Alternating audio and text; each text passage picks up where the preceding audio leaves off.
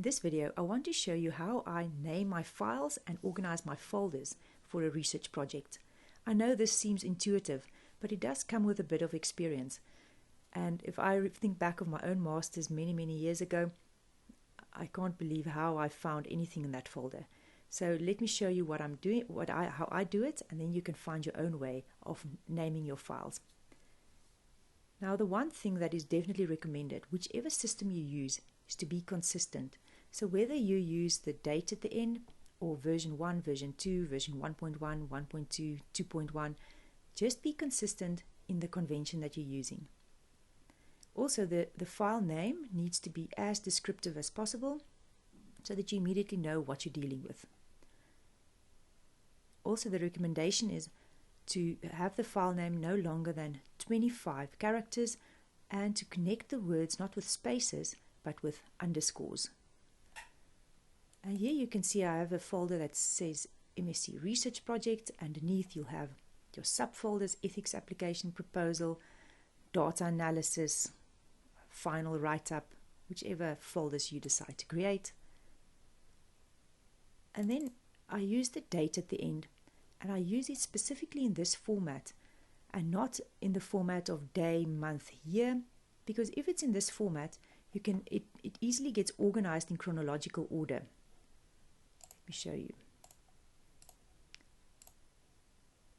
If I save this as 31st of July 2020 07 31st, and I go back to my folder, I can easily order it in the most recent order or the other way around. If you file it save it with the date of the day first, then the month, then the year, you won't be able to order it in chronological order.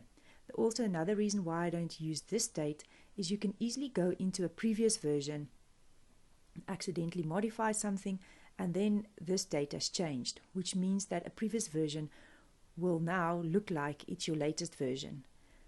And the worst thing in the world is to work for 3 hours on a document and then realize that you're actually working on the wrong version. Now, how often will I save it as a new file name? I'd say around between after you've worked on it for 4 to 8 hours or after you've done something significant and made a major contribution to the document. And the reason why I file it in different files is because I may want to go back and in a previous version take out something, a table or something that I removed in a latest version, and maybe I want to add it back into one of my latest versions.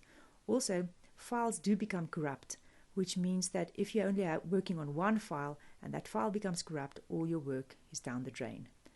Do remember to save your work at three different places: in the cloud somewhere, on an external hard drive, and on your own computer's hard drive.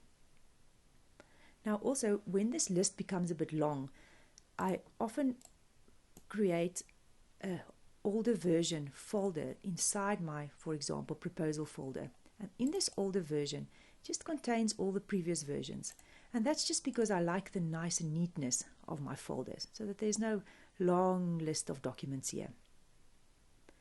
Now, the most important thing is to find something that you feel comfortable with and that works for you. But I hope it helped to see how I'm doing things, and maybe that will give you a few ideas to figure out your own system.